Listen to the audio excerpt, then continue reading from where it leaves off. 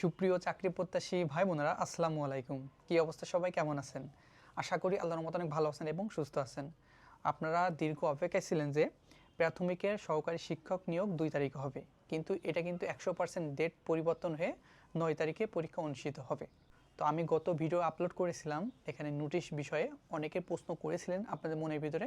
তো কয়েকটা গুরুত্বপূর্ণ প্রশ্নের অ্যান্সার দিব এবং এই ভিডিওতে জানিয়ে দিব কত তারিখে পরীক্ষা অনুষ্ঠিত হবে এবং আপনার নতুন অ্যাডমিট কার্ড তুলতে হবে কিনা, সকল জেলা পিছিয়েছে কিনা, তারপর পরীক্ষার এসএমএস দিয়েছে কিনা, মানে স্থগিত পরীক্ষার আপনার এসএমএস পেয়েছেন কিনা, মূল ওয়েবসাইটে কোনো নোটিশ পাইনি। আপনার অনেকেই আমার কাছে প্রশ্ন করেছেন মূল ওয়েবসাইটে প্রশ্ন পাইনি, এই বিষয়ে আলোচনা করব।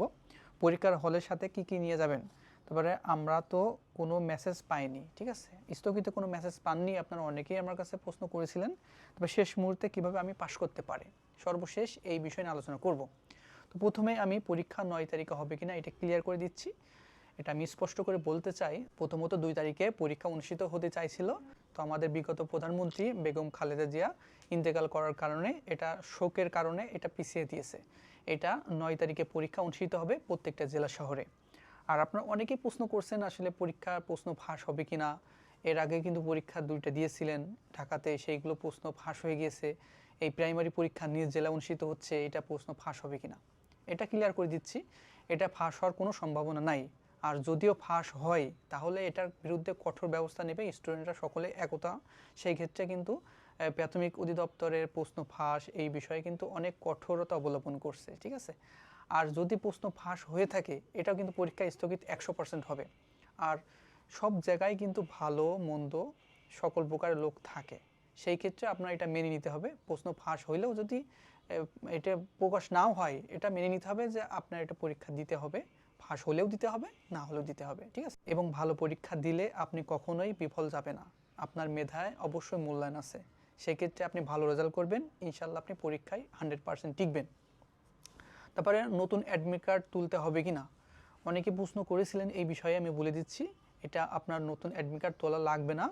আপনার যে 2 তারিখে পরীক্ষা অ্যাডমিট কার্ড দিয়েছিল ওইটাই সেম, আপনার হলে পরীক্ষা অনুষ্ঠিত হবে সেম কেন্দ্রেই, ঠিক আছে। এবং সেম জেলা, মানে প্রত্যেকটা জেলায় কিন্তু 9 তারিখে পরীক্ষা অনুষ্ঠিত হচ্ছে। আর 2 তারিখের পরীক্ষা কিন্তু প্রত্যেকটা জেলায় স্থগিত করা হয়েছে। আপনারা অনেকে প্রশ্ন করেছিলেন সকল জেলায় পরীক্ষা স্থগিত করেছে কিনা। প্রত্যেকটা জেলায় 2 তারিখে পরীক্ষা স্থগিত এবং 9 তারিখে পরীক্ষা অনুষ্ঠিত হচ্ছে। পরীক্ষার এসএমএস পেয়েছেন কিনা, অনেকেই কিন্তু আপনার স্থগিতের এসএমএস অলরেডি পেয়ে গিয়েছেন এবং আপনারা হয়তো 1-2 দিন লেট করেও পেয়েছেন অনেকেই, এবং অনেকে পাননি। অনেকেই পাননি যারা, তারা কিন্তু হতাশ, আসলে আপনারা বুঝতে পারছেন না। সেজন্য আমি এই ভিডিওর মাধ্যমে ক্লিয়ার করে দিয়েছি যে এটা কিন্তু 100% 9 তারিখে পরীক্ষা অনুষ্ঠিত হচ্ছে। আপনার এসএমএস গেলেও হবে, না গেলেও হবে, ওল্ড অ্যাডমিট কার্ডটি নিয়ে গেলেই হবে। আর যদি অ্যাডমিট কার্ড নতুন কোনো নোটিশ দেয়, আমাদের ইউটিউব চ্যানেলে এবং আমাদের ফেসবুক পেজে আমরা নোটিশ আকারে এবং ভিডিও আকারে পোস্ট করে দেব, তখন কিন্তু দেখে নেবেন। তবে আপনার ওল্ড যে অ্যাডমিট কার্ডটি আছে 2 তারিখের অ্যাডমিট কার্ড, ওইটাই নিয়ে গেলেই হবে আশা করা যায়। তারপরে মূল ওয়েবসাইটে তো কিছুই দেওয়া হয়নি। মূল ওয়েবসাইট বলতে কি বোঝাচ্ছে, সেটা হচ্ছে আপনার ঢাকার যে মূল ওয়েবসাইট, প্রাথমিক শিক্ষা অধিদপ্তরের যে ওয়েবসাইট ঢাকাতে, ওই ওয়েবসাইটে কোনো নোটিশ দেয়নি পরীক্ষা স্থগিত বিষয়ে। এটা আপনারা আমার কাছে অনেকে প্রশ্ন করেছিলেন। তো আমি আপনাদের ক্লিয়ার করার জন্য একটা ভিডিও দিয়েছিলাম। সেটা হচ্ছে আপনার যে জুম মিটিংয়ের মাধ্যমে যে পরীক্ষা স্থগিত করেছে 9 তারিখে হওয়ার সম্ভাবনা আছে এই বিষয় নিয়ে। তো অবশ্যই ওইটি 100%, ওটাও কিন্তু অফিসিয়াল ওয়েবসাইট। ওইটা হচ্ছে জেলা ভিত্তিক আর এটা হচ্ছে ঢাকাতে মূল হেড অফিস, ঠিক আছে। তো হেড অফিসটা কোনো নোটিশ দেয়নি, অফিস বন্ধ ছিল, সেজন্য নোটিশটা প্রদান করা হয়নি। আর কোনো ওয়ে ছিল না হয়তো, সেজন্য নোটিশটা হয়তো দেওয়া হয়নি, এই জন্য হয়তো দেয়নি। তবে আপনার নোটিশ পাবেন, এসএমএস অলরেডি আপনার ফোনে চলে গিয়েছে, অনেকেই কিন্তু এসএমএস পেয়েছেন। তো যারা এসএমএস পেয়েছেন আপনারা একটু কনফার্ম করবেন, এই ভিডিও কমেন্টে আপনার এসএমএস পাইছেন বলে একটা কমেন্ট করে দিবেন, তাহলে যারা এসএমএস পায়নি তারাও কিন্তু বুঝে নিতে পারবে, ঠিক আছে। আপনার যারা এসএমএস গিয়েছে আপনার ফোনে, অবশ্যই এই ভিডিওটা একটা কমেন্ট করে দিবেন যে ভাইয়া আমি স্থগিত এসএমএস পেয়েছি এবং পরীক্ষা 9 তারিখে হবে, এটাও একটা এসএমএস পেয়েছি, তাহলে সকলে বুঝে নিতে পারবে। তারপরে পরীক্ষার হলের সাথে আপনি কি কি নিয়ে যাবেন। পরীক্ষার হলে আপনি শুধুমাত্র অ্যাডমিট কার্ড এবং আপনার এনআইডি কার্ড সঙ্গে নিয়ে যেতে হবে। অনেকে প্রশ্ন করেছিলেন যে আমার এনআইডি কার্ড তো নাই, আমার হারিয়ে গিয়েছে কিংবা নষ্ট হয়ে গেছে, সেক্ষেত্রে কী করব। যদি আপনার ফটোকপি থাকে সেক্ষেত্রে আপনি ফটোকপি নিয়ে যাবেন, ওটা সত্যায়িত করে নিতে পারেন, বিসিএস ক্যাডার দিয়ে সত্যায়িত করে নিয়ে গেলে সবচেয়ে বেটার হয়। কিছু কিছু হলে এনআইডি কার্ড দেখে, কিছু কিছু হলে কিন্তু এনআইডি কার্ড দেখেই না।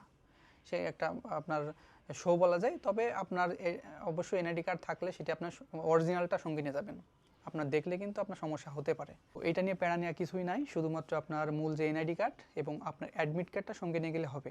আর আপনার সাথে কোনো ঘড়ি কিংবা আপনার কোনো ইলেকট্রিক্স ডিভাইস সঙ্গে নিতে পারবেন না, এবং আপনার কোনো কিছু নিতে পারবেন না, শুধু কলম, অ্যাডমিট কার্ড এবং আপনার এনআইডি কার্ডটি সঙ্গে নিয়ে যেতে হবে। তারপর সর্বশেষ আপনি শেষ মুহূর্তে পাস করবেন কিভাবে, ভালো রেজাল্ট করবেন কিভাবে। শেষ মুহূর্তে আপনার নতুন করে কোনো কিছু পড়ার দরকার নাই, যেগুলো পড়েছেন ওইগুলোই বারবার রিভাইজ দিবেন। ওইগুলোর থেকে যদি প্রশ্ন আসে অবশ্যই যাতে পারেন সেইভাবে রিভাইজ দিবেন। তবে এখানে আপনার বিগত সালের প্রাইমারি স্কুলের এবং প্রধান শিক্ষকের যে ওল্ড বিগত সালের প্রশ্ন ব্যাংক আছে ওইগুলো আপনার পড়তে পারবেন, এবং আপনার যে বিসিএস এর প্রশ্ন ব্যাংক আছে ওইগুলো পড়তে পারেন। আর পিএসসির আন্ডারে যত পরীক্ষা হয়েছে এবং বুয়েটের প্রশ্ন ব্যাংকটা অবশ্যই পড়বেন, সেক্ষেত্রে আপনার বুঝতে পারবেন বুয়েটের প্রশ্নগুলো প্যাটার্ন কেমন হয়। একটু কিন্তু অঙ্কের দিকটা কিন্তু হার্ড হবে, হার্ড করে অঙ্ক এবং ইংরেজিটা বুয়েট প্রশ্ন করলেই কিন্তু এটা হার্ড হয়, তবে সহজও হয় কিছু কিছু ক্ষেত্রে। আপনারা যারা অফিস সহকারী কাম কম্পিউটার মুদ্রাক্ষরিক পরীক্ষা দিয়েছিলেন ওটা কিন্তু সহজ করেছিল, এই বুয়েটে কিন্তু নিয়েছিল।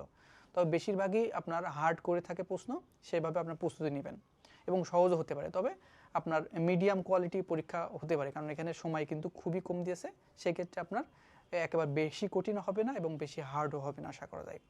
আপনার নিজ জেলা শহরে পরীক্ষা অনুষ্ঠিত হবে এবং আপনার নিজ গ্রামে থেকে চাকরিটি করতে পারবেন। খুব ভালো একটি চাকরি, তো আপনার জন্য শুভকামনা রইল। ভালো থাকবেন, সুস্থ থাকবেন, দেখা হবে নেক্সট আকর্ষণীয় জব সার্কেল এবং শিক্ষামূলক তথ্য নিয়ে।